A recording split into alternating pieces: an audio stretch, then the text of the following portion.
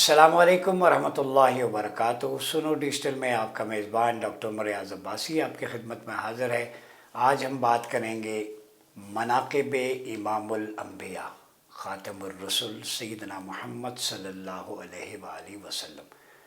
आप अलैहिस्सलातु वस्सलाम के जमी मनाक़िब जो अहादीस में बयान हुए वो मैंने मौजू इसलिए भी मुंतख़ब किया कि हमारा जो टूटा हुआ ताल्लुक़ है करीम आका अलैहिस्सलातु वस्सलाम की ज़ात के साथ वो बहाल हो। चूँकि नफ्सा नफसी का दौर है, हर शख्स अपनी मादी सोच में गुम है, मेटेरियलिस्टिक बेनिफिट्स को अवेल करने के चक्कर में है। तो ऐसी सूरत में कहीं हमारा जहन और क़ल्ब ज़ाहिर व बातिन धुंधला नज़र आता है कि हमारी जो असल थी आइडेंटिटी शायद हम उसको भुला चुके हैं। और उम्मत मुस्लिमा के डिक्लाइन की बुनियादी वजह हुज़ूर अलैहिस्सलातु वस्सलाम की ज़ात के साथ ताल्लुक़ मोहब्बत निस्बत और आपकी तालीमात के साथ अमल वाला ताल्लुक़, ये दो ताल्लुकात शायद आहिस्ता आहिस्ता मादूम होते नज़र आ रहे हैं, जिसकी वजह यह है कि माशरे के अंदर इज्तिमाई सतह पर हमें एक बिगाड़ नज़र आता है। तो अगर बिगाड़ ख़त्म करना है तो हमें अपनी पहचान की तरफ लौटना होगा।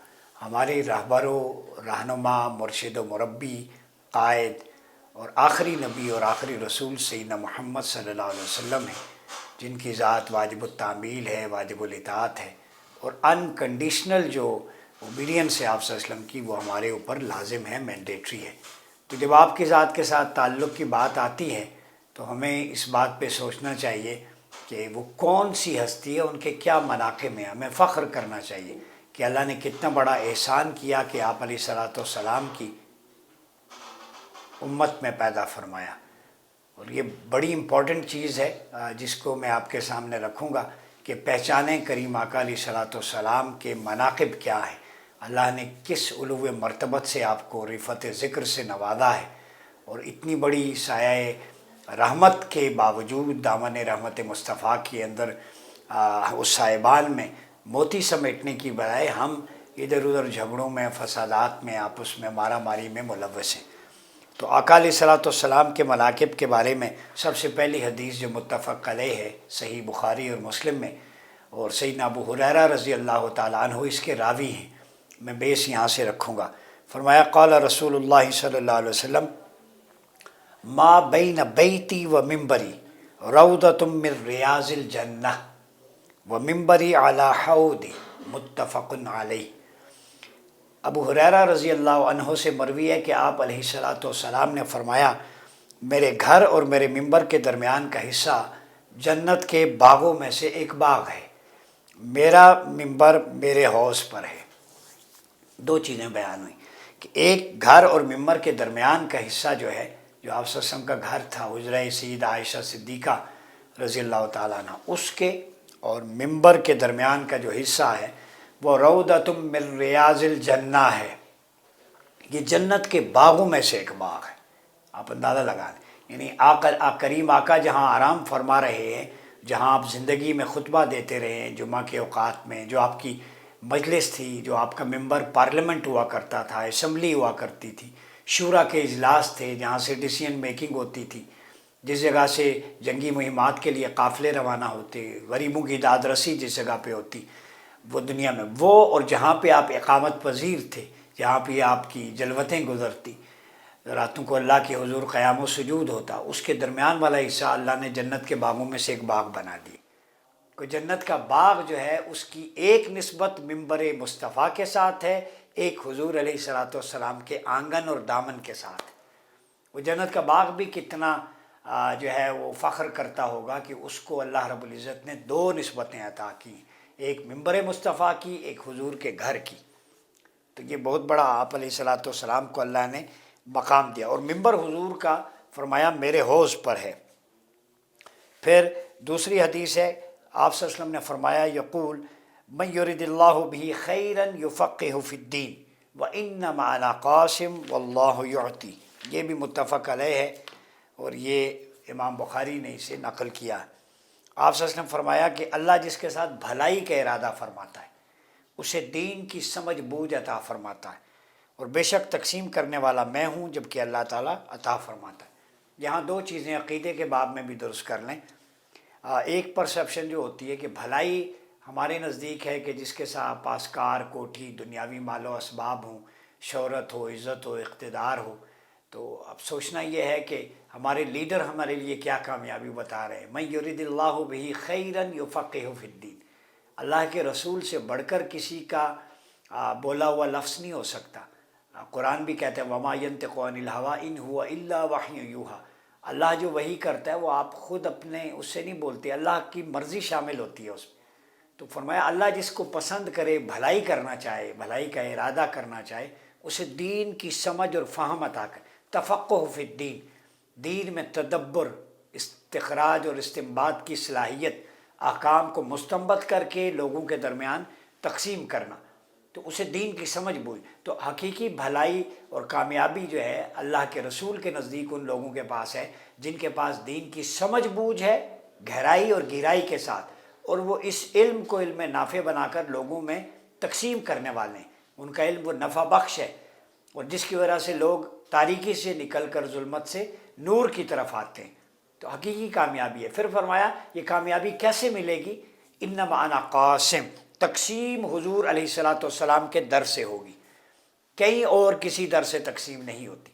تو تقسیم کرنے کی اتھارٹی اللہ نے اپنے حبیب کو دی ہے۔ یہ اتھارٹیٹو جو رسپانسبلٹیز ہیں، لا میکنگ یا ایکسپلینیٹری اتھارٹیز، تو جس نے بھی جو علم حاصل کرنا ہے اسے اپنا در مصطفیٰ کی طرف رجوع کرنا ہو، حضور کے دامن سے وابستہ ہو جائیں، آپ علیہ الصلاۃ والسلام کی قربت کی، حسن و جمال کی، اوصاف و خصائل کی مظہر اور تجلیات بھی برسیں گی۔ جب حضور علیہ الصلاۃ والسلام کی سنت و سیرت اور حدیث کا علم اور قرآن کا بانٹیں گے تو تب بھی حضور علیہ الصلاۃ والسلام کے دامن سے تقسیم ہوگی۔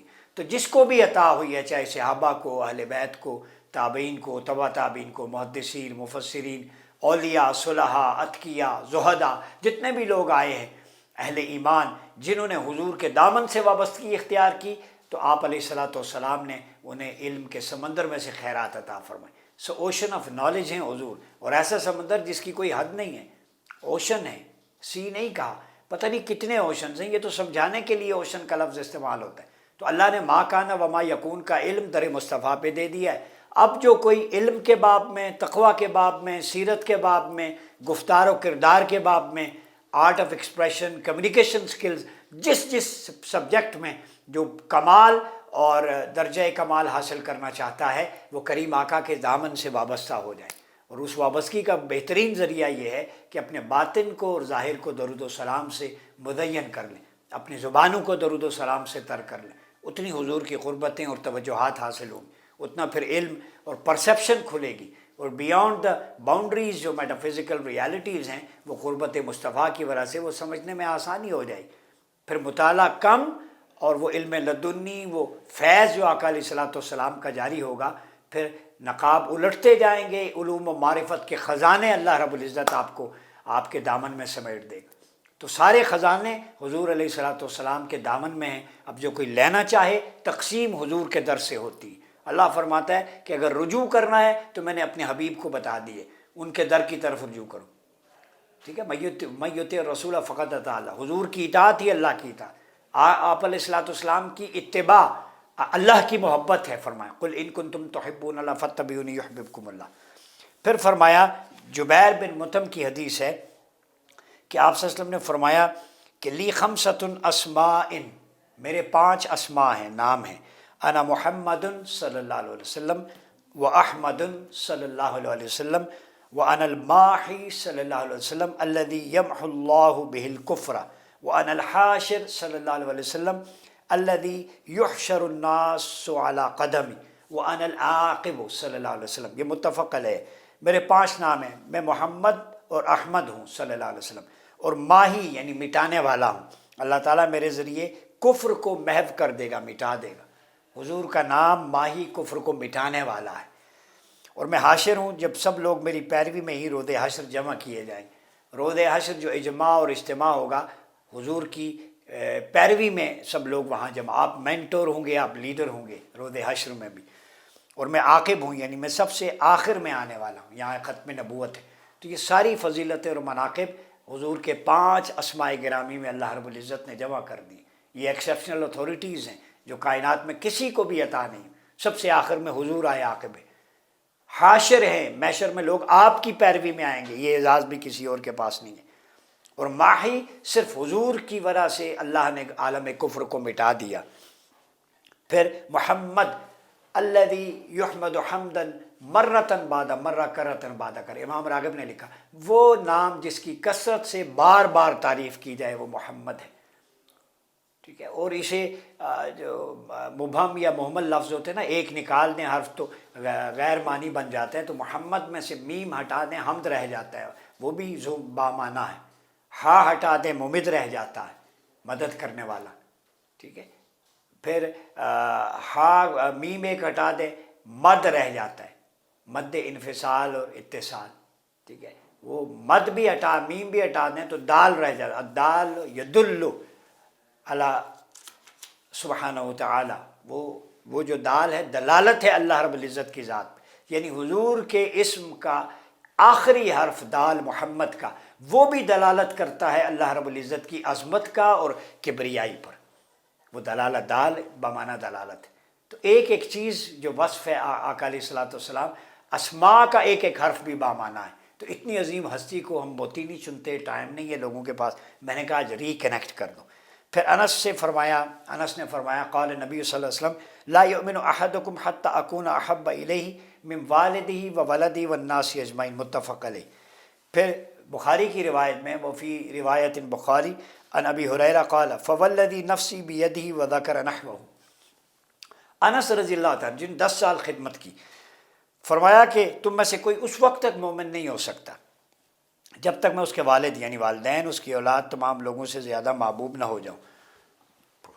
آئیڈینٹیفیکیشن آف ٹرو بلیور اس میں ہمیں ملتی ہے کہ صحیح مومن کی پہچان یہ ہے کہ سب کچھ مؤخر ہے، مقدم حضور کی ذات ہے، اپنی جان مال اولاد ذات نفس سے بڑھ کر جب تک سب کچھ کریم آقا علیہ صلاۃ والسلام کی ذات پہ قربان نہ ہو، وفا کا حق ادا نہیں ہو۔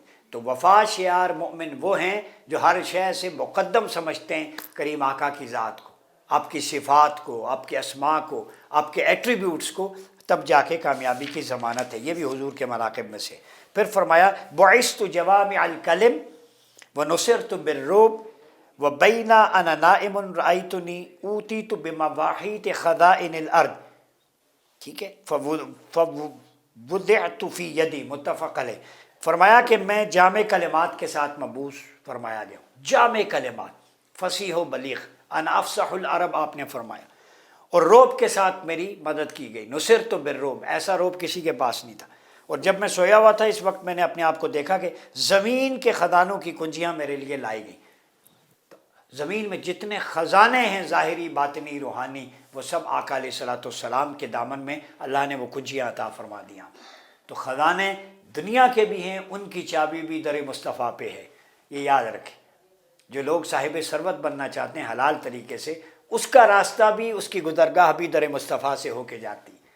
روحانی خزائن اور معرفت، علوم، اخلاقیات اگر وہ سیکھنا چاہتے ہیں تو ان خزانوں کی کنجیاں بھی در مصطفیٰ کے پاس، حسن سلوک کی کنجی بھی حضور کے دامن میں ہے، اخلاقیات کی، حسن خلق کی کنجی بھی حضور کے پاس ہے، ٹھیک ہے، حسن معاشرت کی کنجی بھی کریم آقا کے پاس ہے، اچھے انتظام کی کنجی بھی حضور، جو منتظمین ملک کو اچھا چلانا چاہیں، اچھے ایڈمنسٹریٹر بننا چاہیں، وہ کنجی بھی حضور کے پاس، اچھے سپہ سالار ہونے کی کنجی بھی حضور کے پاس ہے، ethics and protocols of war جو آپ نے بتائے، ان کی روشنی میں آپ جان لیں۔ تو ہر سبجیکٹ کا، ڈومین کا دروازہ اور اس کی گزرگاہ اور شاہراہ، وہ شاہراہ مصطفیٰ ہے۔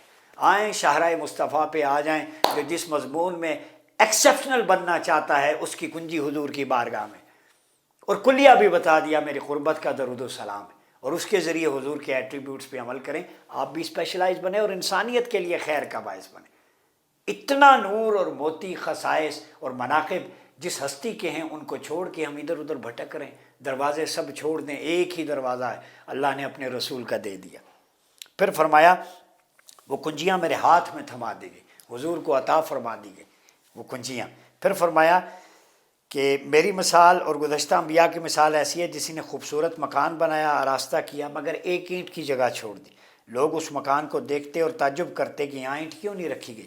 آپ نے فرمایا سو میں وہی اینٹ ہوں، اور میں خاتم النبیین ہوں، یعنی میرے بعد باب نبوت بند ہو گیا، یہ متفق علیہ ہے۔ فانا اللبن وانا خاتم النبیین، یہ بخاری اور مسلم متفق علیہ، یہاں سے حضور کا ختم نبوت کا وصف ہے۔ پھر فرمایا کہ عبداللہ بن عمر روایت کرتے ہیں آپ نے صوم وصال، سحری اور افطاری کے بغیر روزے رکھنے سے منع فرمایا، تو صحابہ نے عرض کیا آپ تو وصال کے روزے رکھتے ہیں؟ آپ نے فرمایا میں ہرگز تمہاری مثل نہیں ہوں، مجھے تو اپنے رب کے ہاں کھلایا پلایا جاتا ہے، یہ متفق علیہ ہے۔ یہ دیکھیں آپ کے انک تواصل قال انی لست مثلکم، میں تمہاری مثل، کسی شے میں کوئی حضور کی مثل نہیں ہے، نہ شخصیت میں، نہ ذات میں، نہ اوصاف میں، نہ جسمانی ساخت میں، نہ جسم اقدس میں، نہ روح میں، نہ حضور کے اوصاف میں، کمالات میں، علم میں۔ ساری کائنات کا علم ایک ذرے کے برابر بھی نہیں ہے آقا علیہ الصلوۃ والسلام کی ذات کے سامنے۔ اللہ نے اتنا عطا کہا ایکم مثلی، حضور کے پسینے کے برابر کوئی نہیں ہے۔ قریب آقا چلتے، ابو جہل اور عتبہ نے کہا دیکھو کون آ رہا ہے، اس نے کہا محمد صلی اللہ علیہ وسلم آ رہے ہیں، اس نے کہا دیکھو انہیں پسینہ آتا ہے ہمیں بھی آتا ہے، تو ابو جہل نے پسینے میں برابری کی کوشش کی، جو ایک وصف ہے شخصیت کا۔ سامنے سے بلال اور صدیق اکبر آ رہے تھے، سیدنا صدیق اکبر نے فرمایا ابو ذر نگاہیں تو اٹھا، دیکھ کون آ رہا ہے۔ فرمایا نگاہیں کیا اٹھاؤں، پسینے کی خوشبو بتا رہی ہے میرے آقا آ رہے ہیں۔ تو جس رسول کی خوشبو اتنی باخبر ہو کہ وہ حضور کی ذات کی خبر دے، اس رسول کی اپنی ذات کے علم اور خبر کا مقام کیا ہوگا ذرا سوچی۔ تو ذات پہ مت جایا کریں، یہ محبت ہے آقا علیہ الصلوۃ والسلام کو جو اللہ نے خزینے اور خزانے عطا کیے ہیں۔ ایکم مثلی، کوئی میرے محبوب کوئی مثل نہیں ڈھولن دی، چپ کر مہر علی یہ تھنجا نہیں بولن دی۔ حضور تاجدار گولڈا نے یہ کہہ کے باب ہی بند کر دیا۔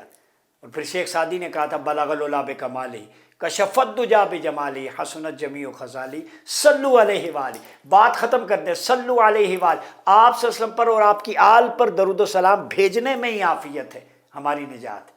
اتنے زیادہ مناقب کے باوجود ہم دھر دھر کی ٹھوکریں کھائیں۔ ایکم مثلی، مجھے رب کھلاتا پلاتا ہے۔